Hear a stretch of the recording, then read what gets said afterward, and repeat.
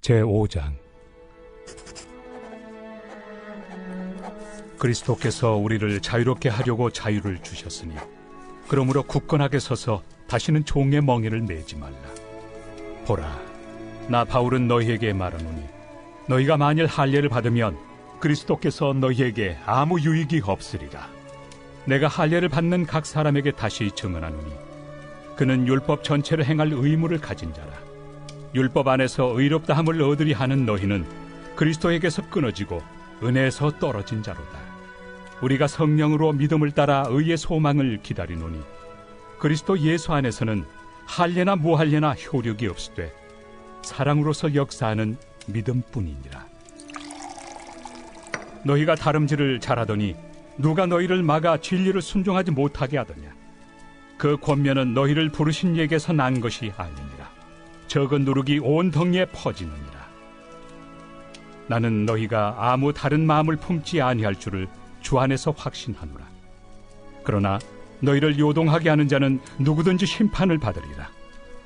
형제들아, 내가 지금까지 할례를 전한다면 어찌하여 지금까지 박해를 받으리요? 그리하였으면 십자가의 걸림돌이 제거되었으리니 너희를 어지럽게 하는 자들은 스스로 베어버리기를 원하노라. 형제들아, 너희가 자유를 위하여 부르심을 입었으나 그러나 그 자유로 육체의 기회를 삼지 말고 오직 사랑으로 서로 종로를 타라. 온 율법은 내 이웃 사랑하기를 내 자신같이 하라 하신 한 말씀에서 이루어졌나니 만일 서로 물고 먹으면 피차 멸망할까 조심하라. 내가 이르노니 너희는 성령을 따라 행하라. 그리하면 육체의 욕심을 이루지 아니하리라. 육체의 소욕은 성령을 거스르고 성령은 육체를 거스르나니 이 둘이 서로 대적하므로 너희가 원하는 것을 하지 못하게 하려 함이니라.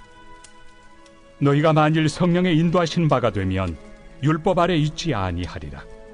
육체의 일은 분명하니 곧 음행과 더러운 것과 호색과 우상 숭배와 주술과 원수 맺는 것과 분쟁과 시기와 분냄과 당 짓는 것과 분열함과 이당과 투기와 술취함과 방탕함과 또 그와 같은 것들이라. 전에 너희에게 경계한 것 같이 경계하노니 이런 일을 하는 자들은 하나님의 나라를 유업으로 받지 못할 것이요 오직 성령의 열매는 사랑과 희락과 화평과 오래 참음과 자비와 양선과 충성과 온유와 절제니 이 같은 것을 금지할 법이 없느니라. 그리스도 예수의 사람들은 육체와 함께 그 정욕과 탐심을 십자가에 못 박았느니라. 만일 우리가 성령으로 살면 또한 성령으로 행할지니 헛된 영광을 구하여 서로 노엽게 하거나 서로 투기하지 말지니라. 오늘 본문은 그리스도 안에서 사는 삶에 대해서 말씀하고 있습니다. 그리스도 안에 있는 사람은 자유합니다. 율법의 정죄로부터 자유하고 또 나의 의로 구원받아야 한다는 그 속박에서부터도 자유합니다. 그렇기 때문에 다시 할례로 대표되는 율법으로 돌아갈 필요가 없습니다. 하지만 이 갈라디아 교회를 어지럽히는 유대주의자들은 예수를 믿더라도 할례를 받아야 된다라고 그렇게 해야지 구원을 받는다 이렇게 주장을 했습니다. 사실 사도 바울은요 6절에서 보는 것처럼 그리스도 안에서는 할례나 무할례나 상관이 없다 그렇게 생각을 했습니다. 이미 사도 바울 자신도 할례를 받았고 또 경우에 따라서는 디모데에게도 할례를 받게 했었습니다. 그런데 그렇게 할례를 받고 또 다른 사람에게 받기를 권유하기도 하는 것은 유대주의자들이 주장을 하는 것처럼 구원을 받기 위한 조건으로 할례를 받은 것이 아니었습니다. 구원을 받기 위한 조건으로 할례를 받는다는 것 또는 율법을 지켜야 한다는 것은 예수님의 십자가로는 부족하다는 것을 말하는 것입니다. 그래서 무언가를 계속해서 추가하는 거죠. 그렇기 때문에 4절에서는 이렇게 말씀합니다. 율법 안에서 의롭다함을 얻으려 하는 너희는 그리스도에게서 끊어지고 은혜에서 떨어진 자로다. 예수께서 우리를 이 율법에서 자유롭게 하셨는데 왜 다시 율법으로 돌아가려 하느냐, 왜 종의 멍에를 다시 쓰려고 하느냐 하는 것이죠. 사도 바울은 6절에서 그리스도 안에서 중요한 것은 할례냐 무할례냐 하는 것이 아니라 진짜 중요한 것이 무엇인가 하면 사랑으로서 역사하는 믿음이다 라고 말씀합니다. 그리고 그리스도께서 주신 우리에게 자유를 주셨는데 그 자유를 가지고 무엇을 해야 하는가? 이제 13절 말씀을 보니까요, 사랑으로 서로 종노릇해야 된다, 그렇게 말씀합니다.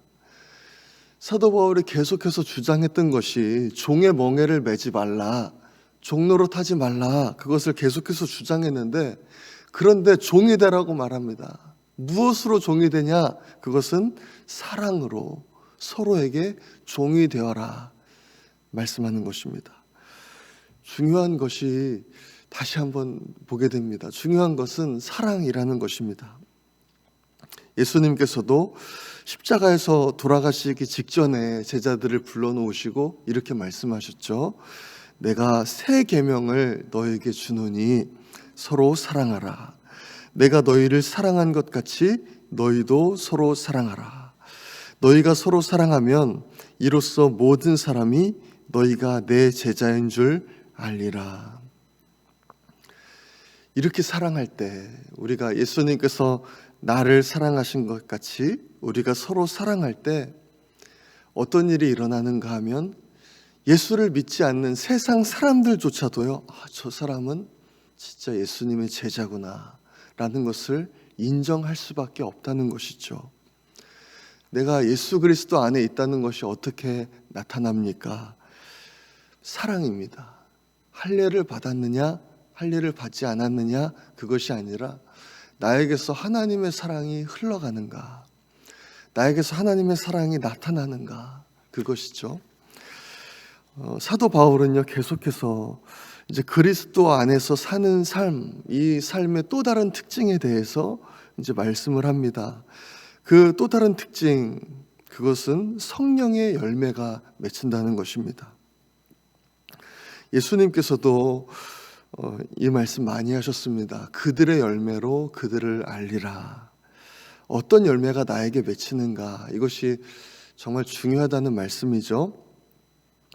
오늘 본문 19절에서 21절은요, 육체를 따랐을 때 나타나는 열매에 대해서 이제 말씀을 합니다. 제가 19절에서 21절 말씀을 한번 읽겠습니다.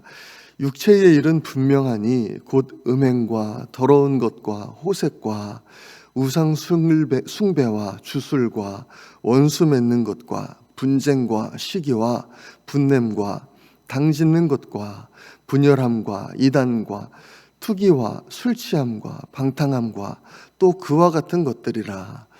전에 너희에게 경계한 것 같이 경계하노니 이런 일을 하는 자들은 하나님의 나라를 유업으로 받지 못할 것이요. 이 말씀은 참 우리에게 큰 경고를 주는 말씀입니다. 우리 중에 누가 여기서 완전히 자유하다 그렇게 말할 수 있는 사람이 있겠습니까? 우리도 순간 잘못하면 넘어질 수 있고 실수할 수 있고 또 이렇게 살아갈 수 있다고 저는 생각합니다. 하지만 하나님의 말씀이 분명히 말씀하는 것은 이런 일을 하는 자들은 하나님의 나라를 유업으로 받지 못할 것이다, 이렇게 말씀하는 것입니다. 그렇다면 성령의 열매는 무엇입니까? 22절, 23절에서 말씀하십니다. 제가 읽겠습니다. 오직 성령의 열매는 사랑과 희락과 화평과 오래 참음과 자비와 양선과 충성과 온유와 절제니 이 같은 것을 금지할 법이 없느니라. 정말 우리가 너무나도 잘 알고 있는 이 성령의 9가지 열매입니다. 이 사도 바울은 오늘 본문을 통해서 이 성령의 열매가 정말 내 삶 가운데 맺혀지고 있는가 우리에게 물어보는 것 같습니다. 내가 진짜 그리스도 안에 있는 사람인가? 정말 성령을 따라 살아가는 사람인가에 대해서 저 자신에게 또 이 갈라디아서를 읽는 사람에게 묻고 있는 것 같습니다. 성령을 따라 행한다는 것은요, 할례냐 무할례냐 이런 것과는 전혀 비교할 수 없이 정말 중요한 것이죠. 저 자신을 제가 살펴보니까요, 제가 예수를 믿고 또 목사가 돼서도요, 내가 어떤 상태에 있는가에 따라서 성령을 따라 행할 때가 있고 또 육체를 따라 행할 때가 있다는 것을 너무나 많이 보게 됩니다. 그런데 오늘 말씀을 보니까 성령을 따라서 행하는 것은 그렇게 살아도 되고 살지 않아도 되는 하나의 옵션이 아니라 정말 반드시 성령을 따라 그렇게 살아야 되는 것임을 알 수가 있습니다. 17절 말씀은 이렇게 말씀합니다. 육체의 소욕은 성령을 거스르고 성령은 육체를 거스르나니 이 둘이 서로 대적하므로 너희가 원하는 것을 하지 못하게 하려 함이니라. 성령이 우리 생각하시기에는 정말 얼마나 대단하신 분이시고, 그런데요, 그 성령의 역사를 가로막을 수 있다는 것입니다. 무엇이 가로막는가 하면 나의 육체의 소욕입니다. 나의 육체의 욕심입니다. 이것이 우리 삶의 성령의 역사를 가로막게 하는 거예요. 이 성령을 따라 행한다는 것은요, 이 육체의 욕심을, 육체의 일들을 나타나지 않게 합니다. 그리고 성령의 열매가 나타나게 하는 아주 중요한 것이라는 말씀입니다. 그렇다면 이제 중요한 것이 어떻게 성령을 따라 행할 수 있느냐, 이제 그거라고 저는 생각해요. 이 설교를 말씀을 준비하면서 이 이야기가 생각이 났습니다. 이 이야기가 정말 단순하지만 정말 우리에게 아주 중요한 것을 말씀하고 있다, 저는 그렇게 생각합니다. 체로키 부족의 이야기입니다. 어떤 그 체로키 부족의 늙은 그 할아버지 추장이 손자에게 이제 인생에 대해서 가르치고 있었습니다. 이제 손자에게 이렇게 말하는 거예요. 우리의 마음속에는 늘 싸움이 일어난단다. 마치 두 마리 늑대가 싸우는 것과 같단다. 하나는 정말 악마 같은 놈이고 또 다른 하나는 아주 선한 늑대란다. 손자는 이제 잠시 동안 할아버지가 들려준 이야기를 생각하다가 할아버지한테 물었습니다. 할아버지, 그러면 어떤 늑대가 이기나요? 그 할아버지 추장은요, 아주 간단하게 대답합니다. 내가 먹이를 주는 늑대가 이긴단다. 좀 간단하지만 많은 것을 생각해 주게 하는 그런 이야기라고 생각합니다. 우리는 하루의 대부분의 시간을 이 세상에서 살아갑니다. 세상의 것을 보고 또 들으면서 살아가죠. 원하지 않더라도 자연스럽게 세상의 것으로 공급을 받으며 살 수밖에 없습니다. 하지만 정말 우리가 이 성령에 따라 사는 삶을 살기 위해서는 하나님이 주시는 공급을 반드시 받아야만 합니다. 저도 일을 해보니까 사실 정말 쉽지 않은 일인 것 같습니다. 특별히 우리 미국에서 이렇게 이민자로 살아가시는 우리 성도님들에게는 더 어려운 일이라고 생각합니다. 하루 종일 정말 일을 하는 것만으로도, 살아가는 것만으로도 정말 힘이 들죠. 하지만 정말 우리가 살기 위해서, 승리하는 삶을 살기 위해서는 반드시 하나님의 것으로 공급을 받는 시간을 가져야만 합니다. 그래야만 우리가 성령을 따라서, 이 세상에서 성령을 따라서 살 수 있는 것입니다. 아무쪼록 우리 모든 성도님들께서 정말 오늘 주신 말씀처럼 성령을 따라 사시고, 그래서 우리의 삶 가운데 정말 이 성령의 열매들이 주렁주렁 맺혀서 하나님께 영광이 되시는 그런 삶을 사시기를 간절히 소망합니다. 이 시간에 우리 함께 기도하겠습니다. 이 시간 기도할 때 하나님, 우리의 연약함을 아시는 하나님, 하나님 우리를 인도하여 주옵소서. 아버지, 성령을 따라 우리가 사는 삶을 살기를 간절히 소망합니다. 우리의 삶에 성령의 열매가 맺히기를 소망합니다. 주여 역사하시고 하나님 우리에게 감동을 주시고 결단하게 하시고 우리가 성령을 따라 살게 하여 주옵소서. 우리 그렇게 기도하기 원합니다. 또한 이 시간 기도할 때 어려움을 겪고 있는 성도님들 위해서 기도해 주시고 또 질병으로 고통받고 있는 환우들 위해서 기도해 주시기 바랍니다. 온 성도님들에게 하나님 구령의 열정을 주셔서 저희를 통해서 하나님 영혼들이 구원받게 하여 주옵소서. 우리 그렇게 기도하겠습니다. 미국의 초기 신앙과 또 초기 신앙 회복과 복음화를 위해서, 우리 대한민국의 평화와 복음화를 위해서 우리 주여 한번 외치고 기도하겠습니다. 주여,